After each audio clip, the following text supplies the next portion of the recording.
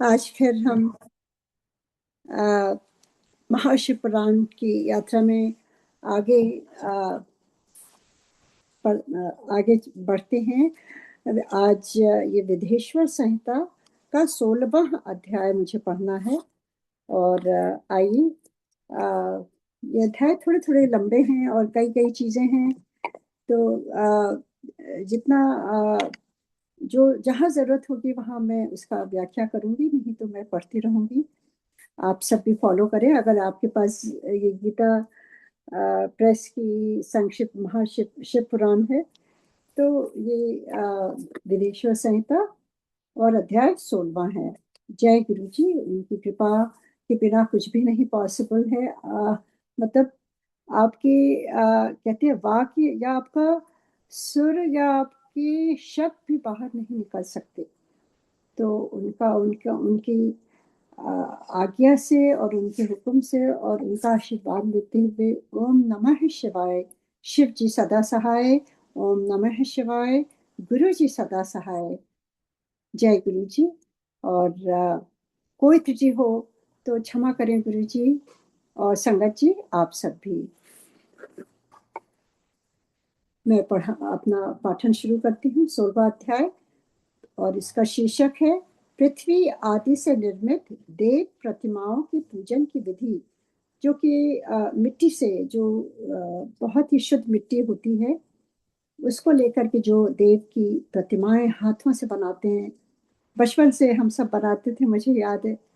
और अब तो इतना उसका नहीं है, पर पहले बहुत ज्यादा उसकी शिवलिंग बनाई जाती थी और उसको पार्थिव लिंग बोलते थे।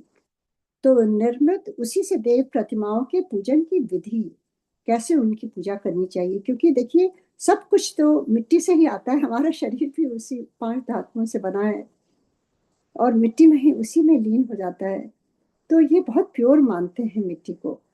देव प्रतिमाओं के पूजन की विधि, उनके लिए नैवेद्य का विचार, पूजन के विभिन्न उपचारों का फल, मतलब जो पूजा हम करते हैं उसका हमें क्या फल मिलता है, डिफरेंट डिफरेंट पूजा, और विशेष मास, मतलब डिफरेंट मंथ में डिफरेंट टाइम में जो हम पूजाएं होती हैं, डिफरेंट डिफरेंट स्पेशल स्पेशली हमारे हिंदू कैलेंडर में तो आप देखिएगा तो every day is some celebration, every day something is happening. महीने में देखिए, एकादशी होती है, अमावस्या होता है, फिर पूर्णमासी होती है, और मास शिवरात्रि हर मंथ होती है, और सोमवार का दिन महादेव का, मंगल का दिन हनुमान जी का, मतलब हर दिन एक सेलिब्रेशन है। तो जो है, हर दिन खुशियां ही मनानी चाहिए। हर दिन स्पेशल है। और वार, जो जो तिथि होती है, तिथि एवं नक्षत्रों के योग में पूजन का विशेष फल, मतलब किस नक्षत्र में किस योग में क्या पूजा की का करने से क्या आपको फल मिलता है, तथा लिंग के वैज्ञानिक स्वरूप का विवेचन, ये बहुत ही आवश्यक है इसको समझना, जो एकदम एंड में आएगा इस अध्याय की, कि शिवलिंग का वैज्ञानिक स्वरूप का विवेचन कभी आपने सोचा है? अ, तो आज देखते हैं क्या गुरुजी हम सबको समझाते हैं और बताते हैं। ध्यान देके सुनिएगा। और कई कई चीज यहाँ पे जो मैं पढ़ूंगी वो हो सकता है कि आज के टाइम में वो इतना आ, आ, ये तो घोर घोर कलयुग है, तो इतना हम सब नहीं कर पाते हैं। जैसे पाव भर या सेर भर या कई कई कितने अंगुल का होना चाहिए और कितना बड़ा होना चाहिए, ये सब चीजें आज के समय में मुझे लगता है, पर ये गुरु जी ने कहा है तो बड़े ध्यान से हमें पढ़ना चाहिए। उसके बारे में मुझे कुछ बोलना ही नहीं है। तो आइए शुरू करते हैं। जय गुरु जी। ऋषियों ने कहा। अब यहाँ पर देखिए, अब ऋषि जी, जैसे कल भी मैंने बताया था कि किस प्रकार से जो हम सब ने पढ़ा और सुना, आप सबको कुछ याद होगा कि नहीं, क्योंकि कई बार हम सुनते तो हैं, पर when we try to go back कि क्या कल सुना था या पढ़ा था, याद ही नहीं रहता है। तो कल का जो है थोड़ा सा उसके बारे में, देश मतलब जगह, काल, समय और पात्र, जो मतलब, और दान आदि का विचार कल उसके बारे में हुआ था। तो आज ऋषि लोग कहते हैं सूत जी से कि ऋषियों ने कहा, साधु शिरोमणि, अब आप पार्थिव प्रतिमा की पूजा का विधान बताइए। जिससे समस्त अभीष्ट वस्तुओं की प्राप्ति होती है। क्योंकि जैसे मैंने कहा कि पार्थिव लिंग जो होता है वो बहुत ही प्योर होता है, क्योंकि वो मिट्टी से बना होता है। सूत जी बोले महर्षियों, तुम लोगों ने बहुत उत्तम बात पूछी है। पार्थिव प्रतिमा का पूजन सदा संपूर्ण मनोरथों को देने वाला है तथा दुख का तत्काल निवारण करने वाला है। मैं उसका वर्णन करता हूँ, तुम लोग उसको ध्यान देकर सुनोगी। पृथ्वी आदि की बनी हुई देव प्रतिमाओं की पूजा इस भूतल पर अभीष्टदायक मानी गई है। निश्चय है इसमें पुरुषों का और स्त्रियों का भी अधिकार है। नदी, पोखरे मतलब तालाब अथवा कुएं में प्रवेश करके पानी के भीतर से मिट्टी ले आए, फिर गंध चूर्ण के द्वारा उसका संशोधन करें, मतलब प्योर करें उसको, और शुद्ध मंडप में रखकर उसे महीन पीसे और साने, मतलब उसको एकदम बहुत सॉफ्ट कर लें, और फिर उसकी मूर्तियां जो बनती हैं, इसके बाद हाथ से प्रतिमा बनाएं और दूध से उसका सुंदर संस्कार करें। एक बार प्रतिमा बना लिया आपने, चाहे वो शिवलिंग हो या शिव जी हो या पार्वती माँ हो या गणेश जी हो, कोई भी हो, जो भी ईश को आप पूज रहे हैं उनका बना करके, और फिर कहते हैं कि उसको दूध से उसका सुंदर संस्कार, संस्कार मतलब you have to invoke that. ऐसे नहीं बना के रख दिया, there is a process of उसके लिए, तो वो बता रहे हैं किस तरह से करना है। उस प्रतिमा में अंग प्रत्यंग अच्छी तरह प्रकट हुए, मतलब अगर आप आर्टिस्ट हैं तब तो आप बहुत सुंदर तरीके से बना सकते हैं, और जो आर्टिस्ट नहीं है वो ऐसे शिवलिंग ही बना के रख दे तो उसमें ज्यादा कुछ करना नहीं होता है। पर ये अंग अगर आप पार्वती माँ का बना रहे हैं तो उनकी उंगलियां, उनके हाथ, ये सारी चीजें बड़े ध्यान से आप बनाइए। और कहते हैं कि अंग प्रत्यंग अच्छी तरह प्रकट हुए हों तथा वह सब प्रकार के अस्त्र से, अस्त्र भी आपको सब कुछ बनाने होंगे, संपन्न बनाई गई हो। तदंतर उसे पद्म आसन पर स्थापित करके आदर पूर्वक उसका पूजन करें। क्योंकि आप जब इन्वोक करते हैं तो उसमें आप कहते हैं कि प्राण प्रतिष्ठा होती है ना, जब मंदिर में कोई मूर्ति लाते हैं तो उसमें प्राण प्रतिष्ठा मतलब उसको जीवित करते हैं, उनको इन्वोक करते हैं, उनकी शक्तियों को। उसी प्रकार से फिर कहते हैं उसको आदर पूर्वक उसका पूजन करें। गणेश, सूर्य, विष्णु, दुर्गा और शिव की प्रतिमाओं का, शिव का एवं शिवलिंग का द्विज को सदा पूजन करना चाहिए। षोडशोपचार पूजन जनित फल की सिद्धि के लिए 16 उपचारों द्वारा पूजन करना चाहिए। वो सब हम अब तक तो जान ही गए होंगे 16 उपचार क्या होते हैं। 16 जब आवाहन होता है, इस तरह से जो 16 तरह से हम पूजा करते हैं, उसमें चढ़ाते हैं, फिर उनको अर्घ देते हैं, फिर पूजा मंत्रों से, फिर उसके बाद उनको फूल चढ़ाते हैं, फिर ये चावल चढ़ाते हैं, ये सारे उपचार उसमें आते हैं, 16 उपचार जो हैं। अंत में उनको फिर विसर्जित भी करना होता है। अगर आपने वो बनाई है तो फिर उसको विसर्जित भी करते हैं, उनको वापस भी कहते हैं अब हमें क्षमा करिए, अब आपके जाने का भी समय है, क्योंकि पूजा के बाद विसर्जन, आवाहन विसर्जन, ये तो हमेशा से बचपन से हम देखते आ रहे हैं। तो ये जो पूजा की विधि है इसमें सब तरह से उसमें वो करना चाहिए। पुष्प से प्रोषण और मंत्र पाठ द्वारा पूर्वक अभिषेक करें। गहने के चावल से नैवेद्य तैयार करें। सारा नैवेद्य एक लगभग पाव भर होना चाहिए। घर में पार्थिव पूजन के लिए एक कुड़व और बाहर किसी मनुष्य द्वारा स्थापित शिवलिंग के पूजन के लिए एक सेर भर, मतलब घर में करें तो पाव भर और बाहर करें तो सेर भर नैवेद्य तैयार करना आवश्यक है, ऐसा जानना चाहिए। देवताओं द्वारा स्थापित शिवलिंग के लिए 3 सेर नैवेद्य अर्पित करना उचित है और स्वयं प्रकट हुए स्वयंभू लिंग के लिए 5 सेर। ऐसा करने पर पूर्ण फल की प्राप्ति समझनी चाहिए। इस प्रकार सहस्त्र बार पूजा करने से द्विज सत्य लोक को प्राप्त कर लेता है।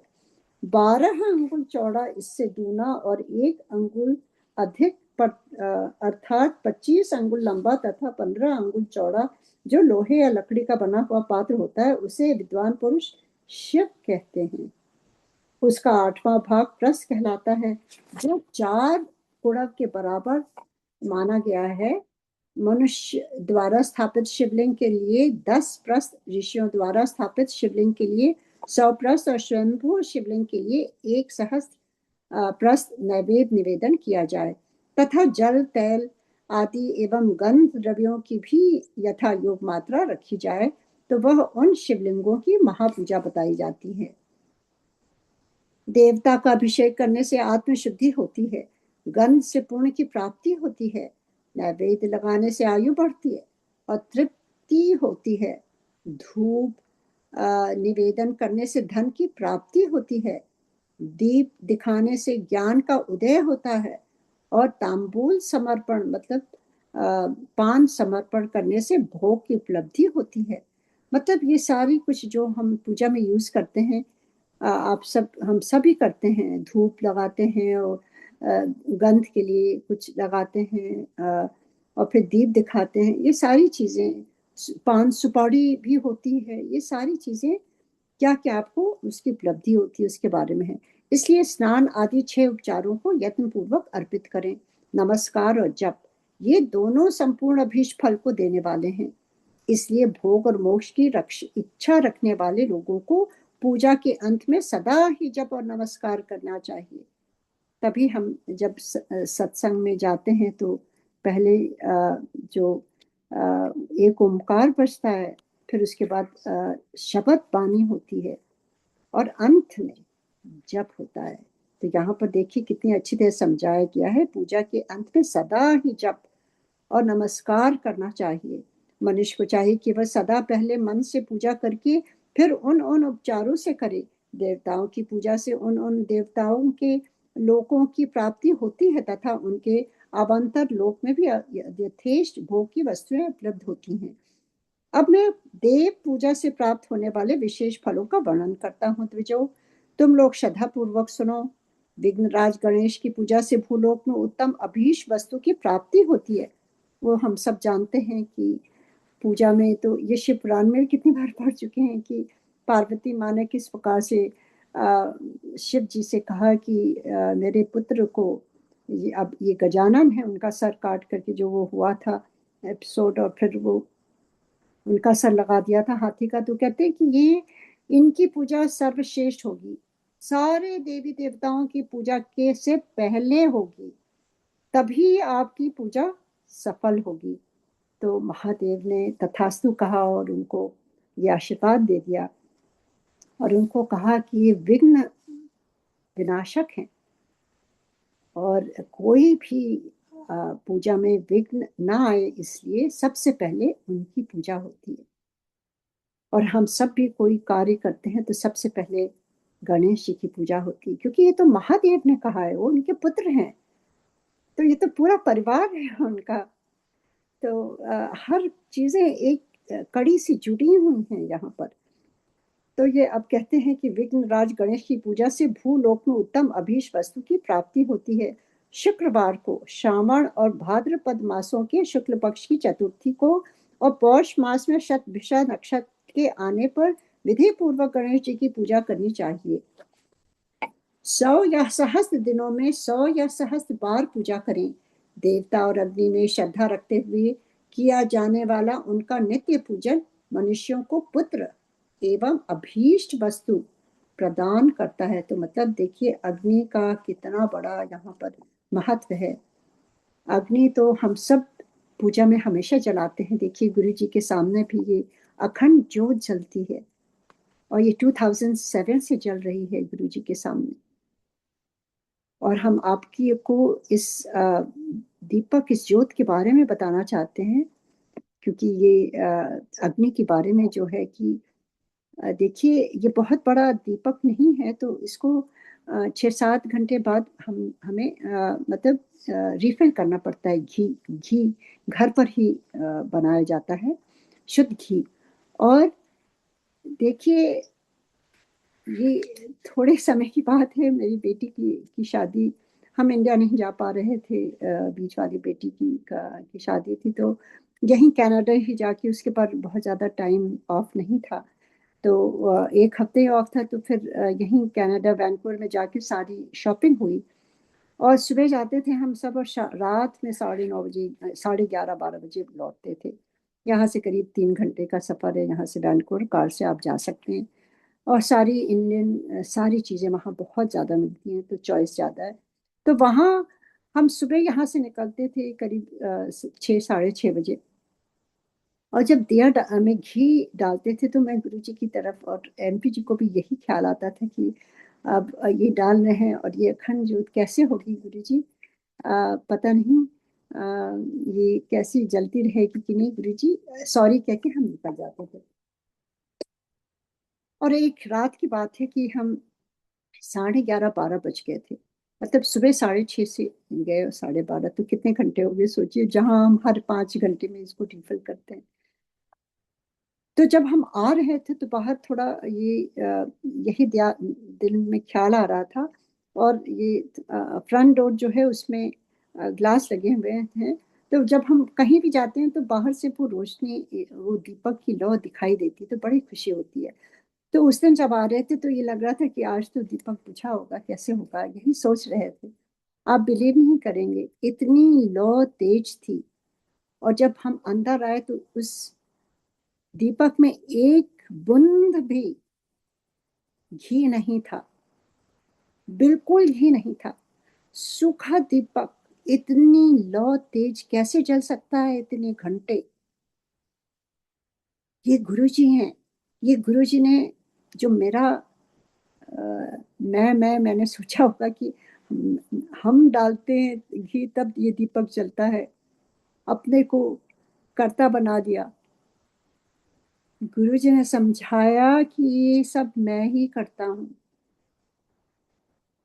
We have no part in it. तभी मैं कहती हूँ कि ये हमारा कुछ है ही नहीं, अपने आप ही गुरुजी सब कुछ करते हैं। That was a very big lesson that day. तो यहाँ पर देखिए, यही बताया जा रहा है कि अग्नि कितनी आवश्यक है। हर घर में अग्नि, हर घर में रोज दिया बाती होती है, हर घर में उस अवसर पर कभी ये हवन होता है। और अग्नि का बहुत बड़ा महत्व है। तो देवता और अग्नि में श्रद्धा रखते हुए किया जाने वाला उनका नित्य पूजन मनुष्यों को पुत्र एवं अभीष्ट वस्तु प्रदान करता है। वह समस्त पापों का शमन तथा भिन्न भिन्न दुष्कर्मों का विनाश करने वाला है। विभिन्न वारों में की हुई शिव आदि की पूजा को आत्मशुद्धि प्रदान करने वाली समझना चाहिए। वार या दिन, तिथि, नक्षत्र और योगों का आधार है, समस्त कामनाओं को देने वाला है। उसमें विधि और शय नहीं होता, मतलब आपको वो फल मिलता ही मिलता है। बहुत बड़ी बात है ये। और इसको इसीलिए उसे पूर्ण ब्रह्म स्वरूप मानना चाहिए। सूर्य उदय काल से लेकर सूर्य दल काल आने तक, मतलब 24 घंटे, सुबह सूर्योदय काल से और नेक्स्ट डे तक 24 घंटे तक आने तक एक बार की स्थिति मानी गई है। मतलब वो एक दिन हुआ, तो 24 घंटे होते हैं एक दिन में, 24 आवर्स। जो ब्राह्मण आदि सभी वर्णों के कर्मों का आधार है, वह तिथि के पूर्व भाग में की हुई देव पूजा मनुष्यों को पूर्ण भोग प्रदान करने वाली होती है।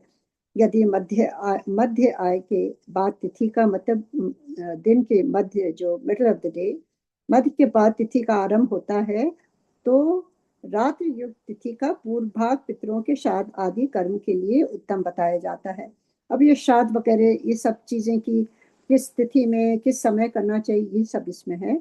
ऐसी तिथि का, और ज्यादातर तो देखिए, जब भी इंडिया में तो मैंने देखा है, जब भी कुछ ऐसा होता है तो पंडितों से पूछा जाता है और उनको बुलाया जाता है, और जैसे पूजा पाठ होती है दिन से युक्त होता है। अतः वही देव कर्म में के लिए प्रशस्त माना गया है।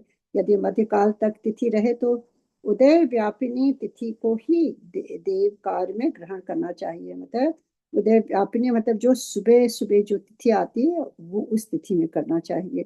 इसी तरह शुभ तिथि तथा एवं नक्षत्र आदि ही देव कार्य में ग्रहण होते हैं। वार आदि का मतलब वार, दिन, दिन का मतलब कौन सा दिन, दिन आदि का भांति भांति विचार करके पूजा और जप आदि करने चाहिए। वेदों में पूजा शब्द के अर्थ की इस प्रकार योजना की है। पूजायते अनेन इति पूजा, यश पूजा शब्द की उत्पत्ति है। मतलब शब्द में जो है स्वर या कोई मंत्रों में इतनी शक्ति होती है कि आप मतलब उसकी तो कोई बात ही नहीं है। तो यहाँ पे ये कह रहे हैं यह पूजा शब्द की सॉरी व्युत्पत्ति है, उत्पत्ति है। पूह का अर्थ है भोग और फल की सिद्धि। वह जिस कर्म में संपन्न होती है उसका नाम पूजा है। मनोवांछित वस्तु तथा ज्ञान ये ही अभीष्ट वस्तुएं हैं। सकाम भाव वाले को मतलब जिस सकाम भाव वाले मतलब इसका मतलब हुआ कि अगर आपने कोई मान्यता रखी है कि मेरी मनोरथ ये पूरी हो जाए तो वो पूजा जो होती है उसको सकाम कहते हैं। सकाम भाव वाले को अभीष्ट भोग अपेक्षित होता है, मतलब वो भोग मिलता है जो आप चाहते हैं। किसी कोई अपने एग्जाम में पास होने के लिए, कोई पुत्र के लिए करता है, कोई पुत्री का विवाह के लिए करता है, जो भी आपका मनोरथ हो। और निष्काम भाव वाले को अर्थ पारमार्थिक ज्ञान, मतलब सबसे इंपॉर्टेंट उसके लिए ज्ञान है। जो निष्काम, जो बगैर किसी डिजायर के, I think that is the real puja. जब हम एकदम किस तरह से गुरुजी यही तो कहते हैं कि मुझसे मांगो नहीं। अगर हम गुरुजी की बात माने तो हम जब पूजा करें तो एकदम सरल भाव से कितना आसान हो जाएगा।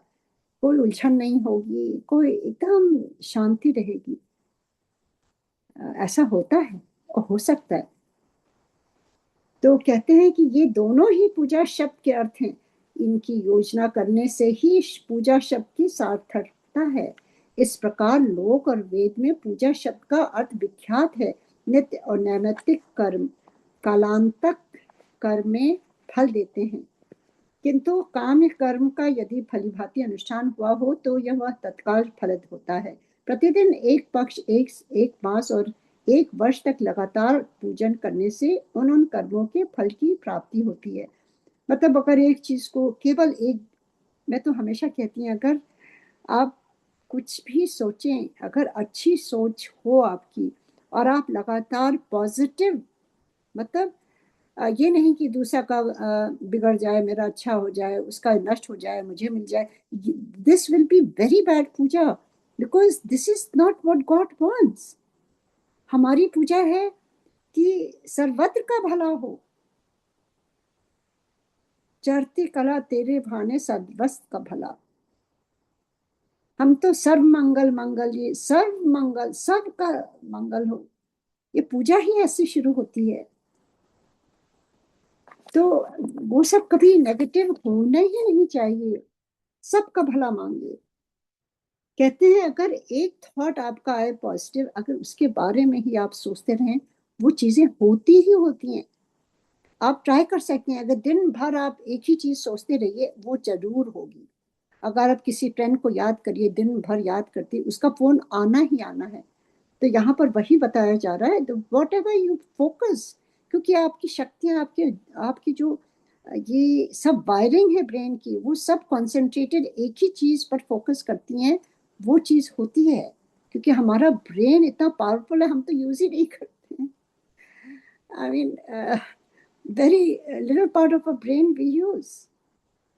There's so much power in our brain. कितनी कितनी वायरिंग है, सोचिए आप, जैसे कंप्यूटर में इतनी वायरिंग होती है वैसे हमारा ब्रेन में इतनी वायरिंग होती है। और अगर उसको हम ठीक से प्रयोग करना हमें आ जाए, जो ये योगी लोग बताते हैं कि किस तरह से भ्रामरी करिए। भ्रामरी जब आप करते हैं आपकी ब्रेन की वेव्स चेंज हो जाती हैं। बच्चों को सिखाइए, उनकी याददाश्त बढ़ जाती है, आपको अल्जाइमर कभी नहीं होगा। भ्रामरी आप सब जानते ही होंगे, जब हम मुंह बंद करके हमिंग साउंड क्रिएट करते हैं इस तरह से, वो भ्रामरी व्यायाम, वो भ्रामरी प्राणायाम कहते हैं उसको।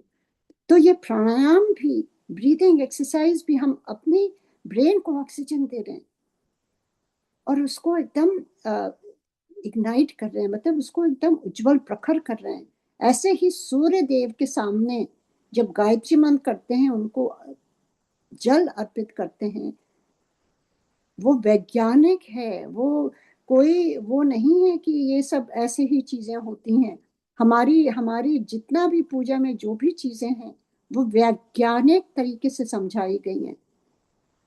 It has so much power. जब आप गायत्री मंत्र जाप करिए मन से, देखिए ज्यादा कितना पावरफुल होता है। बच्चों को स्पेशली कराना चाहिए सुबह स्कूल से जाने से पहले। It's very very important. तो ये सारी चीजें यहाँ जो कह रहे हैं कि ये जो पूजा है, प्रतिदिन एक वर्ष तक लगातार पूजन करने से उन उन कर्मों के फल की प्राप्ति होती है और उनसे वैसे ही पापों का क्षय होता है, मतलब पाप आपके कम हो जाते हैं। पूजा में शक्ति होती है, बहुत शक्ति होती है, अगर आप मन लगाकर और सही दिशा में जाने के लिए पूजा करें। कभी कभी हम थैंक्स करने के लिए पूजा करते हैं, वो ज्यादा होना चाहिए। मनोरथ पूर्ण के लिए पूजा होनी ही नहीं चाहिए, क्योंकि हमें तो गुरु जी मिल गए हैं, वो जानते हैं, वो जो अच्छा होगा वही हमें मिलेगा। 100% उसमें फेथ रखिए, कभी डावाडोल नहीं होइए। अगर पूजा करना है तो बस अपने लिए करिए, शांति के लिए करिए कि गुरु जी हमें शांत रखिए, मेरा मन विचलित ना हो। गुरु जी घर में हमारी आप एनर्जीज अच्छी लाइए गुरु जी। ये सब पूजा अच्छी होती है। ये नहीं कि हमें ये मिल जाए, मेरा ये मनोरथ है, मेरा ये काम हो जाए, ये सब तो अब पता नहीं, मुझे तो लगता है कि ये गुरु जी का तो बहुत छोटी सी चीज है। गुरु जी तो कहते थे ना कि असली चीज तुम्हें मांगने ही नहीं आता तो क्यों मांगते हो फिर। आगे बढ़ते हैं। प्रत्येक मास के कृष्ण पक्ष की चतुर्थी तिथि को की हुई महागणपति की पूजा एक पक्ष के पापों का नाश करने वाली और एक पक्ष तक उत्तम भोग रूपी फल देने वाली होती है। पापों का नाश करने वाली पूजा बहुत ही आवश्यक है, क्योंकि एवरी सिंगल डे हम पाप करते हैं।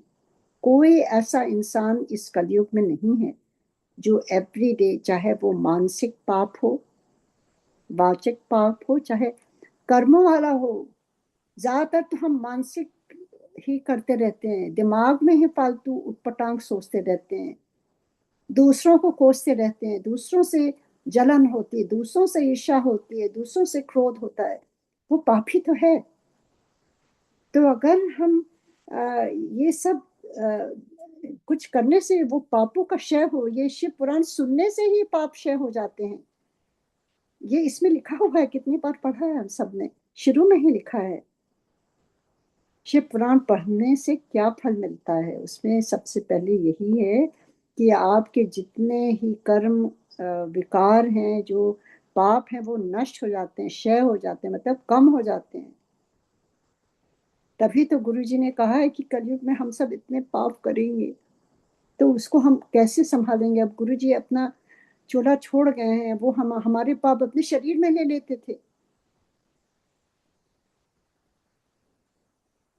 ऐसे गुरु कहाँ मिलेंगे। आपको स्वस्थ करके वो खुद अस्वस्थ हो जाते थे, उनके शरीर में, पूरी बॉडी में पेन हो जाता था। He is to suffer for us. Jesus को हम कहते हैं कि वो थोड़े लोगों को, यहाँ पे तो गुरु जी ने करोड़ों को स्वस्थ किया है और अभी भी कर रहे हैं। तो ये बहुत आवश्यक है समझने के लिए। कहते हैं कि ये ऐसा जानना चाहिए। और उसके बाद ये देखिए, कहते हैं पापों का नाश करने वाली और एक पक्ष तक उत्तम भोग रूपी फल देने वाली होगी। चैत्र मास में चतुर्थी की हुई पूजा एक मास तक किए हुए पूजन का फल देने वाली होगी।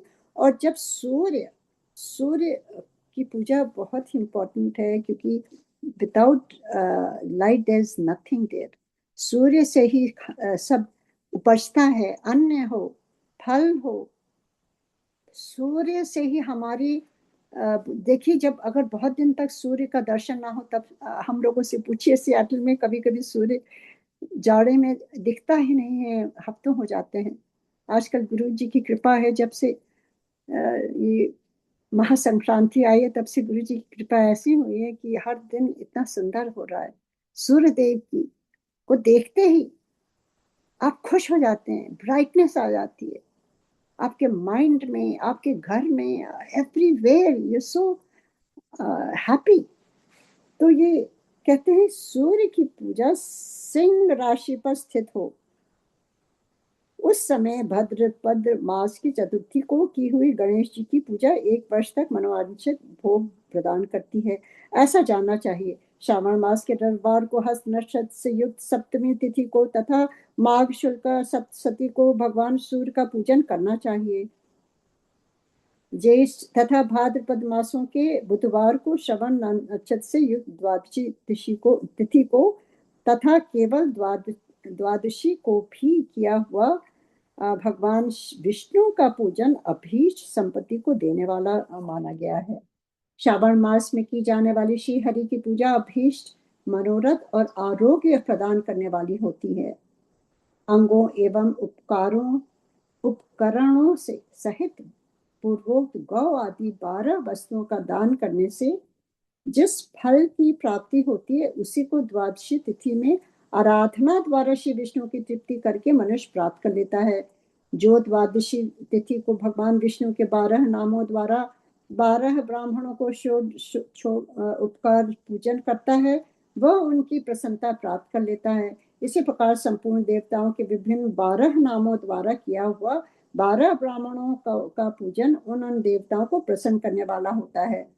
कर्क की संक्रांति से युक्त, अब ये कर्क ये सारे नक्षत्र होते हैं। कर्क की संक्रांति से युक्त श्रावण मास में नवमी तिथि को मृगशिरा नक्षत्र के योग में अंबिका का पूजन करना चाहिए।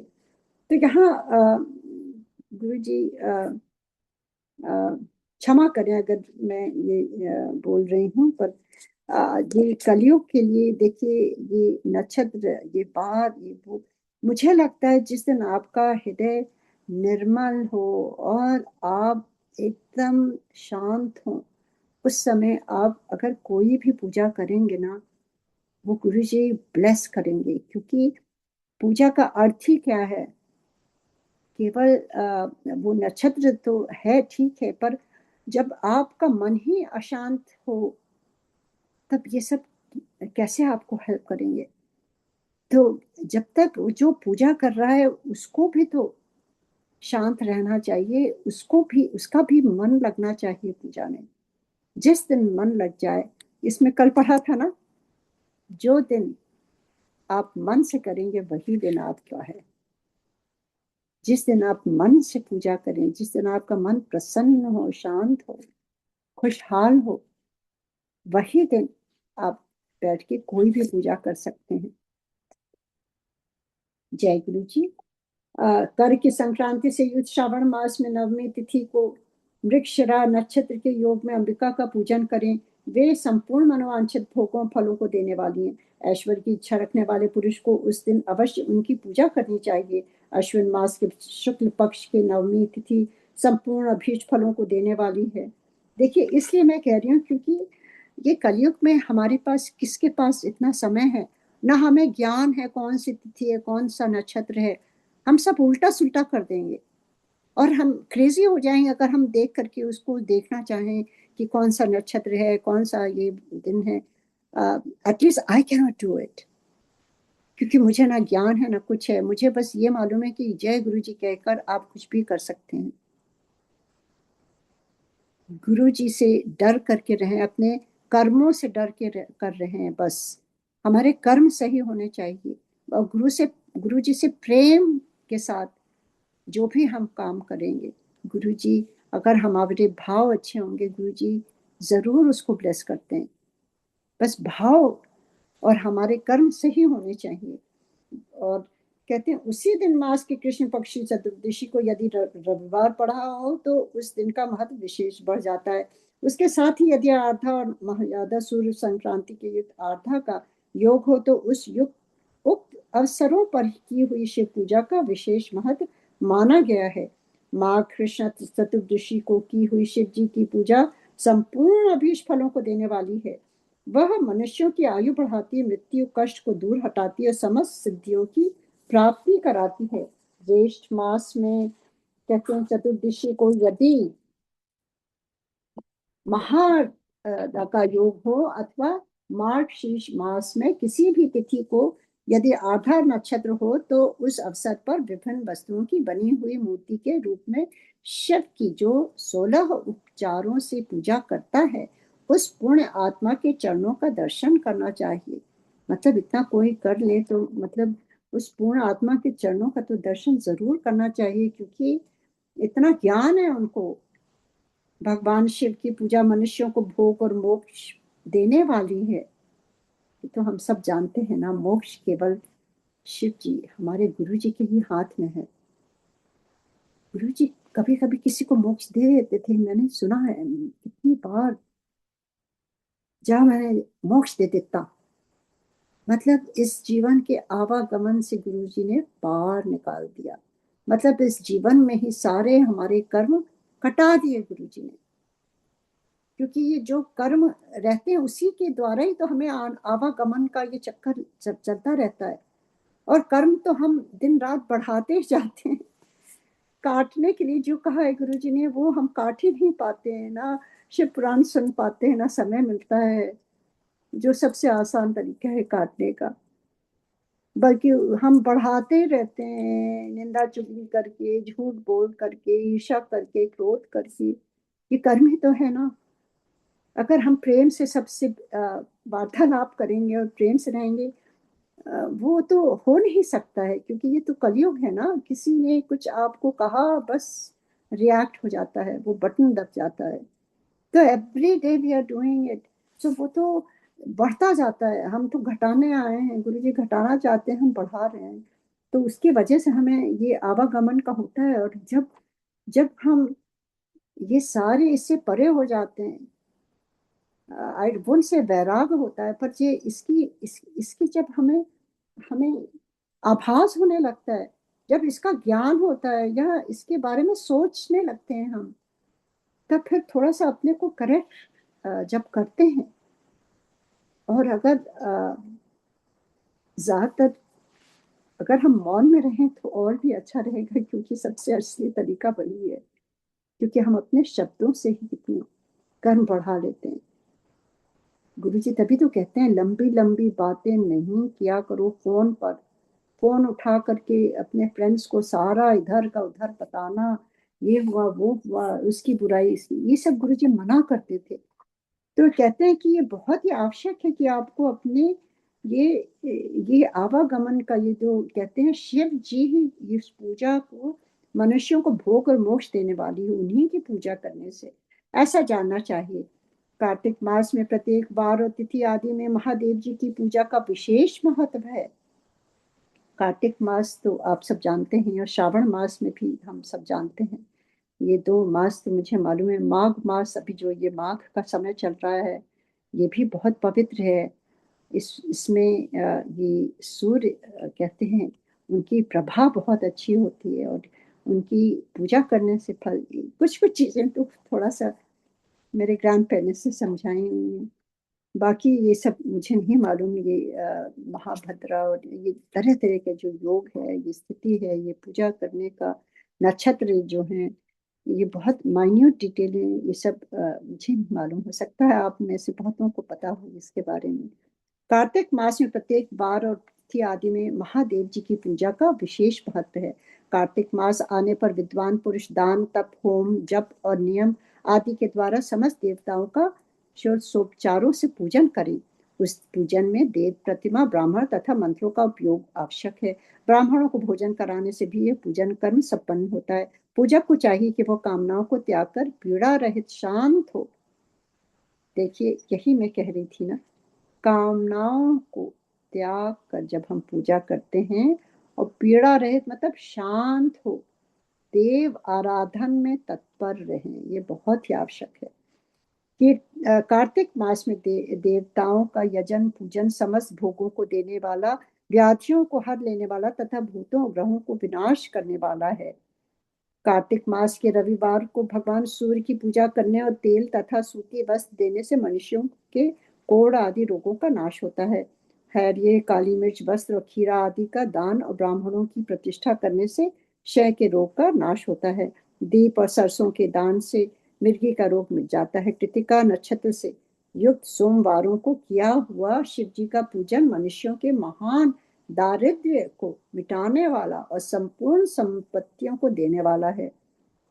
कब का किया हुआ? कृतिका नक्षत्र, ये एक नक्षत्र होता है कृतिका, उस समय करने से ये आपको फल मिलता है। घर की आवश्यक सामग्रियों के साथ ग्रह और क्षेत्र आदि का दान करने से भी उक्त फल की प्राप्ति होती है। कृतिका युक्त मंगलवारों को श्री स्कंद का पूजन करने से तथा दीपक एवं घंटा आदि का दान देने से मनुष्यों को शीघ्र ही वाक सिद्धि प्राप्त होती है। मतलब श्री स्कंद आप जानते हैं, स्कंद जो है उनका कार्तिकेय जी का नाम था। उनको साउथ में मृगु भी कहते हैं, मृगम। तो ये इनके कई नाम थे। तो उनकी पूजा करने से आपको ये सब चीजें प्राप्त होती हैं। उनके मुंह से निकली हुई हर एक बात सत्य होती है। मतलब जो उनकी पूजा करती है वाक सिद्धि प्राप्त होती है। मतलब आपके मुंह से जो निकलता है वही चीजें होने लगती हैं। उनमें मुंह से निकली हुई हर बात सत्य होती है। कृतिका युग बुधवारों को किया हुआ श्री विष्णु का यजन तथा दही भात का दान मनुष्यों को उत्तम संतान की प्राप्ति कराने वाला होता है। कृतिका युग गुरुवारों को धन से ब्रह्मा जी का पूजन तथा मधु सोना और घी का दान करने से मनुष्यों के भोग वैभव की वृद्धि होती है। कृतिका युग शुक्रवारों को गजानन मतलब गणेश जी की पूजा करने से तथा गंध धूप एवं अन्न दान करने से मानवों के योग पदार्थों की वृद्धि होती है। उस दिन सोना चांदी आदि का दान करने से बंध्या को भी उत्तम पुत्र की प्राप्ति होती है। कृतिका युक्त शनिवारों को दिक्पालों की वंदना, दिग्गजों नागों और सेतु पालकों का पूजन, त्रिनेत्रधारी रुद्र, पापहारी विष्णु तथा ज्ञान दाता ब्रह्मा का आराधन और धनवंतरी एवं दोनों अश्विनों कुमारों का पूजन करने से रोग दुर्मृत्यु एवं अकाल मृत्यु का निवारण होता है तथा तात्कालिक व्याधियों की शांति होती है। नमक, लोहा, तेल और उड़द आदि का, त्रिकुट, सोंठ, पीपल और गोल मिर्च, हल, गंध, जल आदि का तथा घृत आदि द्रव पदार्थों का, सुवर्ण, मोती आदि कठोर वस्तुओं का भी दान देने से स्वर्गलोक की प्राप्ति होती है। इनमें से नमक आदि का मान कम से कम 1 सेर होना चाहिए। ये नहीं कि आपने थोड़ा सा नमक दे दिया। यहाँ पर लिखा हुआ है कि 1 सेर, 1 सेर कितना होता है? यहाँ पर तो ज्यादातर हम यूएस में पाउंड्स वगैरह से होता है, तो सेर तो मुझे भी नहीं मालूम। आगे पढ़ती हूँ। अ, धन की संक्रांति से युक्त पौष मास में उषा काल में, मतलब मेरा जन्म भी उषा काल में हुआ था, इसीलिए मेरे पिताजी ने मेरा नाम उषा रखा, क्योंकि सूर्य जैसे उदय होने से पहले लालिमा छाती है, उसी समय वो उन्होंने कहा कि मेरा जन्म उसी समय हुआ था। तो उषा काल में पौष मास में शिव आदि समस्त देवताओं का पूजन क्रमशः समस्त सिद्धियों की प्राप्ति कराने वाला होता है। उषा काल मतलब वो सूर्य से उठने का पहले का समय जो होता है उसकी बात ही दूसरी होती है, क्योंकि यूजुअली सारा जग सोया रहता है और उस समय एनर्जी, वही लोग जगे रहते हैं जो पूजा पाठ या ध्यान में या अपने गुरु जी से मिलने की चाह में बैठे रहते हैं, गुरु जी को पाने के प्रेम के लिए बैठे रहते हैं। तो ये जो उस समय का समय है उसमें उसमें उसकी एनर्जी ही डिफरेंट होती है। आप अगर कभी उठें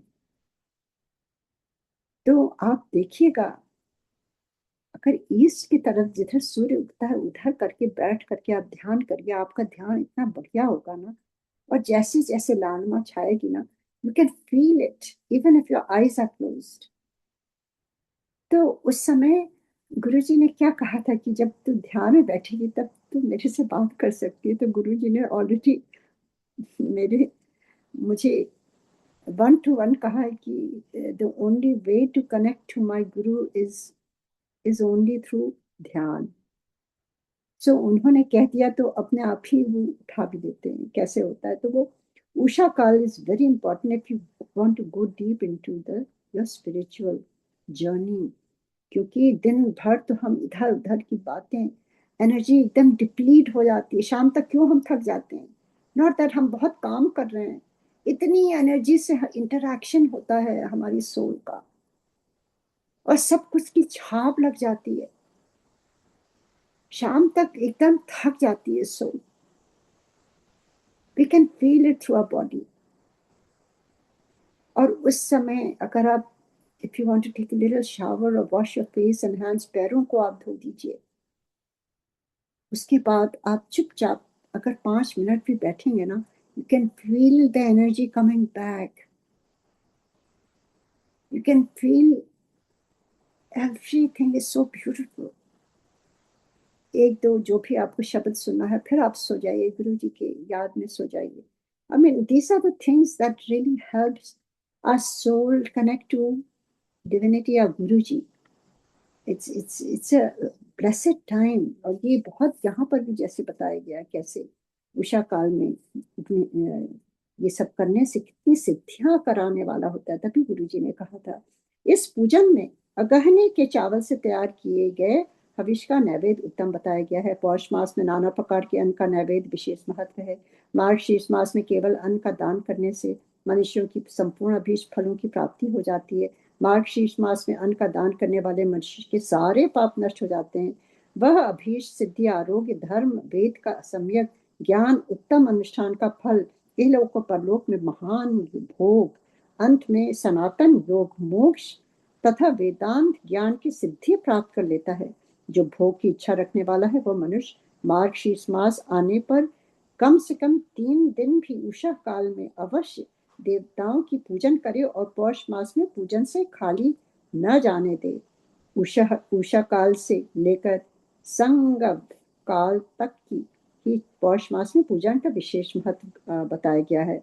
पौष मास में पूरे महीने भर जितेंद्रिय निराहार रहकर द्विज प्रातः काल से मध्य काल तक वेद माता गायत्री का जप करें. तत्पश्चात रात को सोने के समय तक पंचाक्षर आदि मंत्रों का जप करें. तो गुरु जी तो अक्सर कहते थे ओम नमः शिवाय का तुम्हारे दिमाग में ना एक टेप की तरह चलते रहना चाहिए. गुरु जी का जाप है ना तो ये तो हमेशा ही चलते रहना चाहिए. अगर वो चलता रहेगा तो और कुछ ख्याल ही नहीं आएगा. गुरु जी ने तो बहुत ही प्रैक्टिकल वे में हम सबको समझाया है how to get over all this nonsense that goes on. ऐसा करने वाला ब्राह्मण ज्ञान पाकर शरीर छूटने के बाद मोक्ष प्राप्त कर लेता है. युजेतर नर नारियों को त्रिकाल स्नान मतलब सुबह स्नान और पंचाक्षर मंत्र के ही निरंतर जप से विशुद्ध ज्ञान प्राप्त हो जाता है. केवल पंचाक्षर मंत्र ही स्नान करके अगर हम उसको करें तो हमें उसका कैसे मतलब ये सारी चीजें बताई हैं. इष्ट मंत्रों का सदा जप करने से बड़े पापों का भी नाश हो जाता है. हमारे इष्ट मंत्र तो गुरु जी ने जो दिया ही है. ओम नमः शिवाय, शिव जी सदा सहाय. सदा चराचर सारा चराचर जगत बिंदु नाथ स्वरूप है.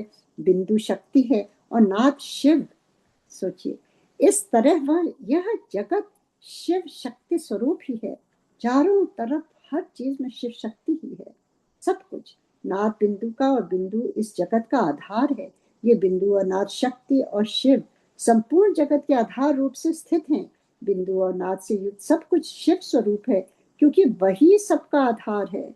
बस ये समझ लें हम सब कुछ शिव में है. शिव शक्ति स्वरूप ही है. चारों तरफ उन्हीं का ही है. बिंदु अनाद से युक्त सब कुछ शिव स्वरूप है क्योंकि वही सबका आधार है. आधार में ही आधेय का समावेश अथवा लय होता है. यही सकलीकरण है. इस सकलीकरण की स्थिति से ही सृष्टि काल में जगत का प्रादुर्भाव होता है. इसी से तो ये सब कुछ बनता है. इसमें संशय नहीं है. शिवलिंग बंधु बिंदु नाथ स्वरूप है अतः उसे जगत का कारण बताया गया है. बिंदु देव है और नाथ शिव. इन दोनों का संयुक्त रूप ही शिवलिंग कहलाता है. जब शिव और लिंग शिवलिंग शिवलिंग क्या है? इट इज शक्ति. शक्ति और शिव जब उनका समागम होता है उसी को शिवलिंग कहते हैं. अतः जन्म के संकट से छुटकारा पाने के लिए शिवलिंग की पूजा करनी चाहिए. तभी तो गुरु जी ने शिवलिंग सबसे ऊपर बनाया है बड़े मंदिर में. गुरु जी ने everything what he has done is for संगत. उन्हें मालूम था वो चले जाएंगे और एक ऐसा मंदिर हो जो हाँ शिवलिंग हो. कहते थे गुरु जी ये 12 शिव ज्योतिर्लिंग जो है उनका जो पुण्य मिलता है वो यहाँ केवल दर्शन मात्र से ही मिल जाता है। अतः जन्म के संकट से छुटकारा पाने के छुटकारा पाने के लिए शिवलिंग की पूजा करनी चाहिए। बिंदु रूपा देवी उमा माता हैं और नाथ स्वरूप भगवान शिव पिता। तो कहीं अभी देखिए, गुरु जी को किसी ने पूछा था कि हमें किसकी पूजा करना चाहिए जिससे हमारे पाप कष्ट जाए, मेरी मतलब ठीक हो मेरा जीवन। तो गुरु जी ने क्या उत्तर दिया था? अपने माता पिता की सेवा करो। अक्सर गुरु जी कहते थे माता पिता की सेवा से बढ़कर कोई भी कुछ भी नहीं है। और घर पर भी अपने हस्बैंड वाइफ का ध्यान दे और वाइफ अपने हस्बैंड का, और वो दोनों मिलकर के अपने बच्चों का ध्यान दे, वही तुम्हारा घर मंदिर हो जाएगा। कहीं भी जाने की आवश्यकता है। तो कितनी चीजें गुरु जी ने सरल और प्रैक्टिकल वे में कराई हैं, कहीं है उसको ही हम फॉलो कर लें अगर उनके वचन जो हैं, तो भी हम धन्य हो जाएंगे, हमारा जीवन भी बहुत ही उत्तम हो जाएगा। तो ये देखिए, और उनकी सेवा, अगर हमारे माता पिता नहीं है तो शिवलिंग की ही पूजा कर लें, क्योंकि उसमें शिव शक्ति दोनों है, माता पिता दोनों है। सो विश्वनाथ से हमारे माता पिता नहीं रहे या चले गए, क्योंकि ये शिवलिंग देखिए लिखा हुआ बिंदु रूपा देवी उमा माता है और नाथ स्वरूप भगवान शिव पिता। इन माता पिता के पूजित होने से परमानंद की प्राप्ति होती है, जैसे मैं कह रही थी, परमानंद की। अतः परमानंद का लाभ लेने के लिए शिवलिंग का विशेष रूप से पूजन करें। देवी उमा जगत की माता हैं और भगवान शिव जगत के पिता। जो इनकी सेवा करता है उस पुत्र पर इन दोनों माता पिता की कृपा नित्य अधिकाधिक बढ़ती रहती है। और यहाँ एक संस्कृत का श्लोक है जो मैं पढ़ती हूँ, जय गुरु जी। जो यहाँ पर ये भाव है कि मतलब किस तरह से यहाँ पे जो लिखा है, जो इनकी सेवा करता है उस पुत्र पर इन दोनों माता पिता की कृपा नित्य अधिक बढ़ती रहती है। उसी का भाव ये संस्कृत में है, जो बहुत आसान है। आप सुनिए और आप उसको महसूस करिए आंखें बंद करके। It's very easy to understand. माता देवी बिंदु रूपा नाद रूपः शिवः पिता पूजिताभ्यां पिताभ्यां तु परमानंदये परमानंद लाभार्थ शिवलिंग प्रपूजयेत। सा देवी जागतां माता स शिवो जगतं पिता पुत्रं शुशुषे नित्यं कृपाधिक्यम ही वर्धते। कितना सुंदर है कि माता देवी नाद रूपा, माता देवी बिंदु रूपा नाद रूपा शिव पिता। बहुत ही सुंदर है। यह पूजक पर कृपा करके उसे अपना आंतरिक ऐश्वर्य प्रदान करते हैं। अतः मुनीश्वरों, आंतरिक आनंद की प्राप्ति के लिए शिवलिंग को माता पिता का स्वरूप मानकर उसकी पूजा करनी चाहिए। शिव पुरुष रूप हैं और शिवा अथवा शक्ति प्रकृति कहलाती हैं। अव्यक्त आंतरिक अनुष्ठान रूप गर्भ को पुरुष कहते हैं और संयुक्त आंतरिक अनुष्ठाभ्यूत गर्भ को प्रकृति। पुरुष आदि गर्भ है और प्रकृति रूप गर्भ से युक्त होने के कारण गर्भवान है, क्योंकि वही प्रकृति का जनक है। प्रकृति में जो पुरुष का संयोग होता है वही पुरुष से उसका प्रथम जन्म कहलाता है। अव्यक्त प्रकृति से महातत्व आदि के क्रम से जो जगत का व्यक्त होना है वह यही उस प्रकृति का द्वितीय जन्म कहलाता है। जीव पुरुष से ही बारंबार जन्म मृत्यु को प्राप्त होता है। माया द्वारा अन्य रूप से प्रकट किया जाना ही उसका जन्म कहलाता है। जीव का शरीर जन्म काल से ही जीर्ण छह भाव विकारों से युक्त होने लगता है, इसीलिए उसे जीव संज्ञा दी जा गई है। जो जन्म लेता विविध पाशों द्वारा तनाव बंधन में पड़ता है उसका नाम जीव है, जैसे हम सब हैं। इस कलयुग में तो हम सारे लोग अपने बंधनों में पड़े हुए हैं, पाशों द्वारा तनाव। there's so much stress, we are just kind of overtaken or in awe with all that is going around in our lives। और उससे स्ट्रेस होता है, इतना तनाव हो जाता है, काम का हो, घर का हो, बच्चों का हो, इसका हो उसका हो। कई चीजें तो हम फालतू में ही ले लेते हैं।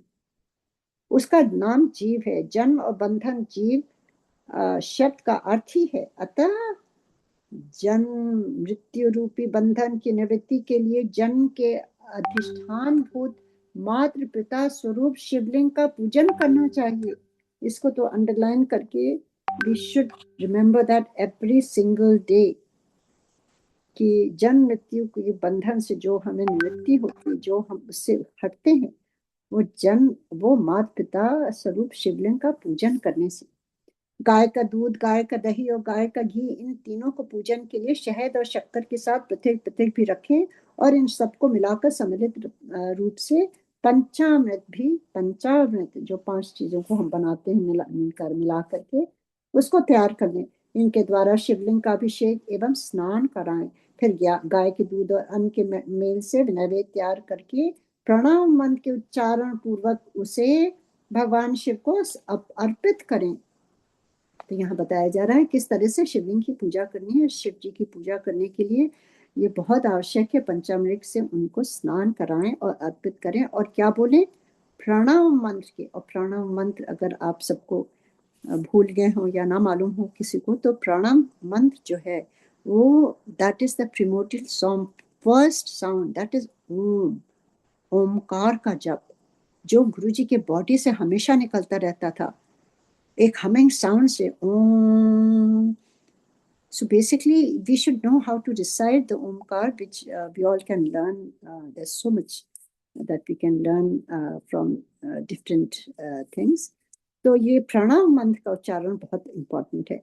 संपूर्ण प्रणाम को ध्यान लिंग कहते हैं। स्वयंभू लिंग नाद स्वरूप होने के कारण नागलिंग कहा गया है। यंत्र या अर्धा बिंदु स्वरूप होने के कारण बिंदु लिंग के रूप में विख्यात है। उसमें अचल रूप से प्रतिष्ठित जो शिवलिंग है वह मकार स्वरूप है, इसलिए मकार लिंग कहलाता है। सवारी निकालने आदि के लिए जो चर लिंग होता है वह उकार स्वरूप होने से उकार लिंग कहलाता है। तथा पूजा की दीक्षा देने वाले जो गुरु या आचार्य हैं उनका विग्रह आकार का प्रतीक होने से आकार लिंग माना गया है। इस प्रकार आकार, उकार, मकार, बिंदु, नाद और ध्वनि के रूप में लिंग के 6 भेद हैं।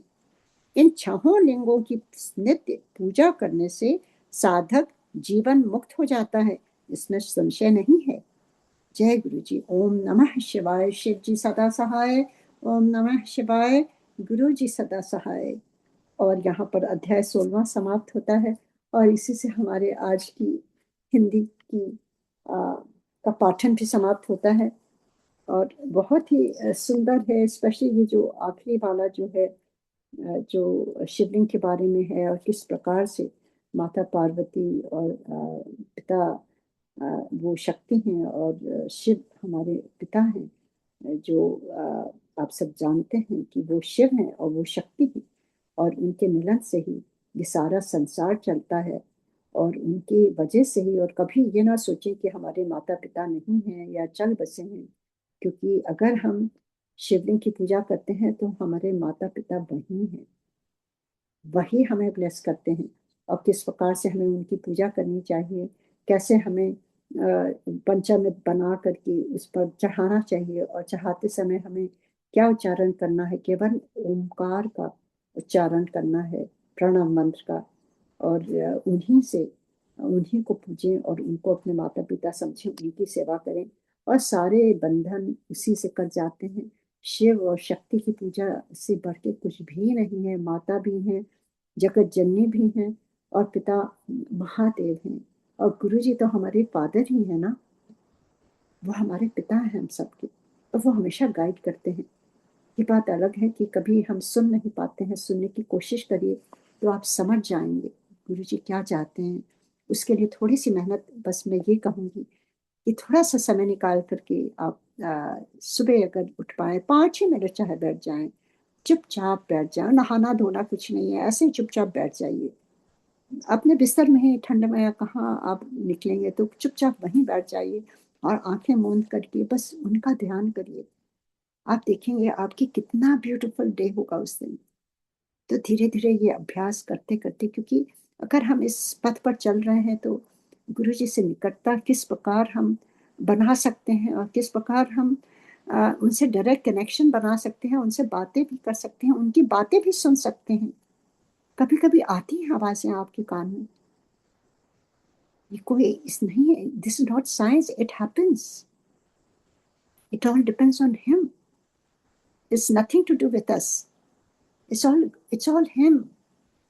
केवल हमें वहां मौजूद होना चाहिए ना। अगर हम वहां बैठे ही नहीं कभी उनके पास शांति से, तो कहाँ हमें ये सब चीजें समझ में आएंगी, या उनकी फ्रेग्रेंस आएगी, या उनकी आवाज, या कैसे भी आपकी अनुभूतियां ऐसे होने लगेंगी कि दैट इज। अभी कल यहाँ पर, आज सुबह बहुत सुबह जैसे मैं उठी तो बाहर ये northern lights, amazing sites, amazing colours, लोग वहां जाते हैं आइसलैंड में देखने के लिए, वहां पर वो सारी चल के यहीं आ गई हैं लगता है। पर यह है कि जो सुबह उठा ना, और पता नहीं क्यों मैंने परसों पता नहीं किस दिन एक उसमें डाला कि सुबह उठने से क्या फायदे हैं, कि सुबह उठने से क्या फायदे हैं, बहुत फायदेमंद है। और नींद से जागने से, सुबह नींद त्यागने से क्या फायदे हैं, और क्या त्यागने से, अहम त्यागने से, नींद त्यागने से, वहम त्यागने से। और सबसे उत्तम है, जब जगाना है तो अपने जमीर को जगाइए। जब तक जमीर नहीं जगेगा, आपको पता ही नहीं चलेगा आप क्या गलत कर रहे हैं, क्या सही कर रहे हैं। तो ये सारी चीजें जो हैं वो उषा काल, जैसे अभी पढ़ा है इसमें, कि वो कोई ये नहीं कि आपको 3 बजे या 2 बजे उठना है, कुछ नहीं, आप 4 5 6 बजे भी उठ सकते हैं। आजकल तो अंधेरा रहता है, 5 बजे भी उठ जाइए, चुपचाप बैठ जाइए, चाहे 5 6 मिनट बैठ जाइए, आपका ध्यान ना लगता हो तो भी नहीं, सोचिए, गुरु जी से बात करिए ना, वही ध्यान है। मन में वो चैटिंग हम दूसरों से करते हैं, केवल गुरु जी से चैट करें ना, बस गुरु जी से ही बातें करें, मन ही मन बात करें, वो सुनते हैं, हमेशा सुनते हैं।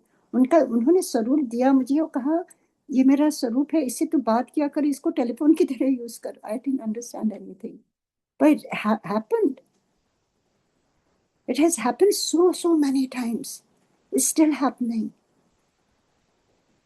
और गुरु जी ने कहा मेरी फोटो को फोटो ना समझी, जिथे मेरी फोटो उथे मैं, and the whole world is understanding. कितनी ब्लेसिंग्स मिल रही है केवल गुरु जी के स्वरूप से।